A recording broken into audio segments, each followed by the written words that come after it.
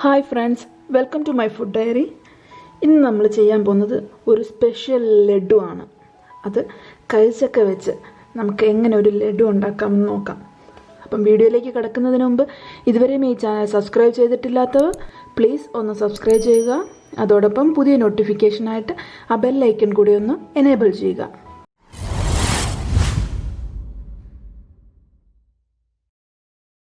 ആദ്യം തന്നെ ഞാനിവിടെ ഒരു കപ്പ് ചെറിയ ഇതായിട്ട് അരിഞ്ഞു വെച്ച പൈനാപ്പിളാണ് നമുക്കിതിനകത്ത് ഇതേപോലെ ഒരു പാനിനകത്തോട്ട് ഇട്ട് കൊടുക്കാം.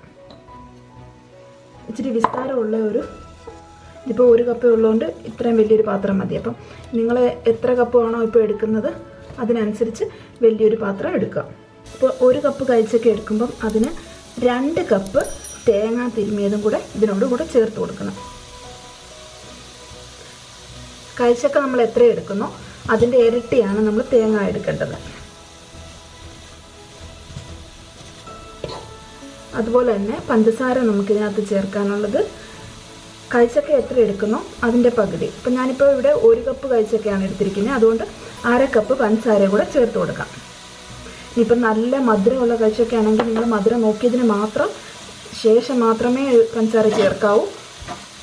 കഴിച്ചൊക്കെ ചെറുതായിട്ടൊന്ന് ചൂടായി വരുമ്പം ഇതുപോലെ 1 ടീസ്പൂൺ നെയ്യ് കൂടെ ഇതിലൊന്ന് ചേർത്ത് കൊടുക്കാം. ഇത് നല്ലതുപോലെ ഇളക്കി കൊടുക്കാം. മീഡിയം ഹീറ്റിലിട്ട് വേണം നമ്മളിത് വഴറ്റി കൊടുക്കാനായിട്ട്, അല്ലെങ്കിൽ അടി കരിയും.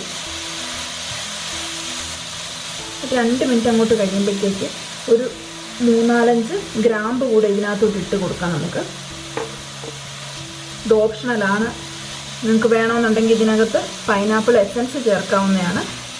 പൈനാപ്പിൾ എസൻസ് അല്ല എന്നുണ്ടെങ്കിൽ ഏലക്കയുടെ പൊടിയോ ഇതേപോലെ ഗ്രാമ്പോ ചേർത്ത് കൊടുക്കാം. ഗ്രാമ്പ് ചേർത്ത് കൊടുത്തു കഴിയുവാണെങ്കിൽ നമുക്ക് ആ പൈനാപ്പിളിൻ്റെ ആ ഒരു ഫ്ലേവർ നഷ്ടപ്പെടാതിരിക്കാം. അതുകൊണ്ടാണ് നമ്മൾ ഗ്രാമ്പു തന്നെ ചേർക്കുന്നത്. ഇപ്പോൾ ഏലക്ക ചേർത്ത് കഴിഞ്ഞാൽ പിന്നെ ഏലക്കയുടെ ആ ഒരു സ്മെല്ലും ടേസ്റ്റും ഒക്കെ ആയിരിക്കും മുമ്പിട്ട് നിൽക്കുന്നത്. അപ്പോൾ അതിന് വേണ്ടിയിട്ടാണ് ഞാൻ ഗ്രാമ്പു പൊടിക്കാതെ തന്നെ ഇട്ട് കൊടുത്തത്. ഇത് നല്ലതുപോലെ വഴണ്ട് വരുമ്പം കഴിച്ചയ്ക്കൊക്കെ അകത്തുനിന്നുള്ള ഈ വെള്ളമൊക്കെ നല്ലതുപോലെ ഇറങ്ങി, അതിനകത്ത് ആ ജ്യൂസെല്ലാം നല്ലതുപോലെ ഇറങ്ങി നല്ലതുപോലെ ആ വെള്ളമൊക്കെ നല്ലതുപോലെ പറ്റണം. തന്നെ എല്ലാ പഞ്ചസാരയും അലിഞ്ഞ് നമുക്ക് എളുപ്പത്തിൽ വേണമെന്നുണ്ടെങ്കിൽ, ഇപ്പോൾ സമയമില്ലാത്തവരാണെന്നുണ്ടെങ്കിൽ ഈ കഴിച്ചയ്ക്ക് നമുക്ക് ഒരു മിക്സറിനകത്തോട്ടിട്ട് അടിച്ച് ജ്യൂസ് ആക്കിയതിന് ശേഷം ഇങ്ങനെ ചെയ്യാവുന്നതാണ്. അപ്പം അങ്ങനെ ചെയ്യുമ്പോൾ നമുക്ക് ആ ഒരു കഴിച്ചയ്ക്കൊക്കെ അടിക്കുന്നതിൻ്റെ ആ ഒരു ടേസ്റ്റ് കിട്ടില്ലല്ലോ.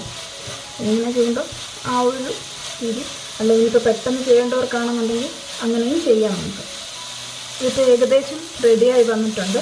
ഇതിൻ്റെ പരുവമായോ എന്നറിയാൻ വേണ്ടിയിട്ട് ഞാനൊരു സ്പൂൺ എടുത്തൊന്ന് ചെറുതായിട്ട് മാറിയതിന് ശേഷം, നമുക്ക് നല്ല ചൂടോടുകൂടി ഉരുട്ടിയെടുക്കാൻ പറ്റത്തില്ലല്ലോ. അപ്പോൾ നമ്മളൊരു ഇച്ചിരി ഒന്ന് മാറ്റിയിട്ട് നോക്കണം അത് ഉരുട്ടുമ്പം അത് പിടിക്കാൻ നമുക്ക് പറ്റുന്നുണ്ടോയെന്ന്. അതായത് ബോൾ പിടിച്ച് കഴിഞ്ഞാൽ അത് ലൂസായി പോകാതിരിക്കുന്നുണ്ടോ എന്ന് നോക്കണം.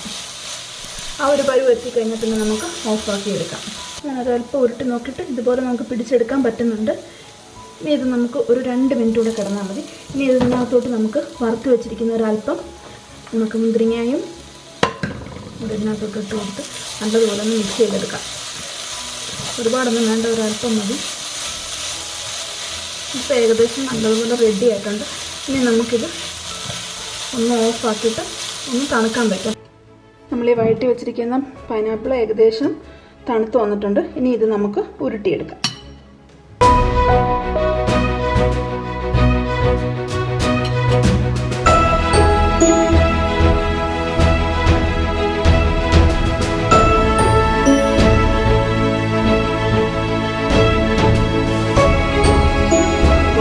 കറക്റ്റായിട്ട് ഇത് ചെയ്ത് ഉരുട്ടിയെടുക്കുക.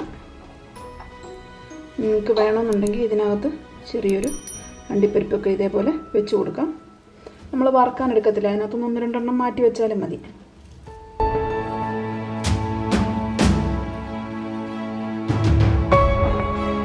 നമ്മളുടെ പൈനാപ്പിൾ ലഡു ഇവിടെ റെഡി ആയിട്ടുണ്ട്.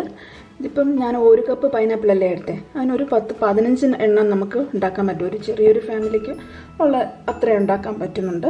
അപ്പം നമ്മൾ ഇതിനു മുമ്പും സാധാരണ ഉള്ള ബുദ്ധി വെച്ചുണ്ടാക്കുന്ന ലഡുവിൻ്റെ വീഡിയോ ചെയ്തിട്ടുണ്ടായിരുന്നു. അത് ഞാൻ ഡിസ്ക്രിപ്ഷൻ ബോക്സിലിടാം. ഇതുവരെയും കണ്ടിട്ടില്ലാത്തവ ആ വീഡിയോ കയറി കാണുക. അപ്പം നിങ്ങളെല്ലാവരും ഇത് ട്രൈ ചെയ്ത് നോക്കണം ഉറപ്പായിട്ടും. നമ്മുടെ നാട്ടിലെ എല്ലാവർക്കും പൈനാപ്പിൾ കിട്ടുന്നത് സുലഭമായിട്ട് കിട്ടുന്നൊരു സാധനം. അപ്പം പറമ്പിൽ നിന്നൊക്കെ കാഴ്ചക്കൊക്കെ കിട്ടുന്ന സമയത്ത് വല്ലപ്പോഴൊക്കെ ഇതൊന്ന് ട്രൈ ചെയ്ത് നോക്കാം. അപ്പോൾ എല്ലാവർക്കും എൻ്റെ ഈ വീഡിയോ ഇഷ്ടമായെന്ന് വിചാരിക്കുന്നു. നിങ്ങൾക്ക് ഈ വീഡിയോ ഇഷ്ടമായെങ്കിൽ എൻ്റെ ഈ ചാനൽ സബ്സ്ക്രൈബ് ചെയ്യാൻ മറക്കരുത്. അതോടൊപ്പം പുതിയ നോട്ടിഫിക്കേഷനായിട്ട് ആ ബെല്ലൈക്കൻ കൂടെ ഒന്ന് എനേബിൾ ചെയ്യുക. അപ്പം പുതിയൊരു റെസിപ്പിയുമായി നമുക്ക് അടുത്ത് തന്നെ കാണാം. ബൈ.